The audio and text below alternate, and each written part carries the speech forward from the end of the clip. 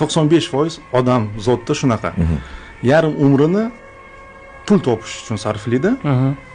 Keyin yarim umrini o'sha to'plagan pulini sog'lig'ini tiklash uchun sarflaydi. Не fakt, что o'sha to'plagan puli sog'lig'ini tiklashga yetishiga. Chunki sog'liq bu bizning boyligimiz. Sog'liq bo'lsa qolgan narsa ham bo'laradi. Men har doim aytamanki, million dollar pul qo'yib qo'ysa ham qizig'i qolmaydi odam. Qolgan narsa bu dunyoviy narsalar. O'zi bu dunyo 5 kunlik dunyo, ko'z yopamiz, o'chamiz, qanday umr o'tib ketganini bilmay qolamiz. Har doim o'ziga savol berish kerak. Kimman, nima uchun yashayapman, o'lgandan keyin qaytib ketaman. Mana shu uchta savolga agar odam javob topsa, demak umrini bekor o'tkazmagan bo'ladi.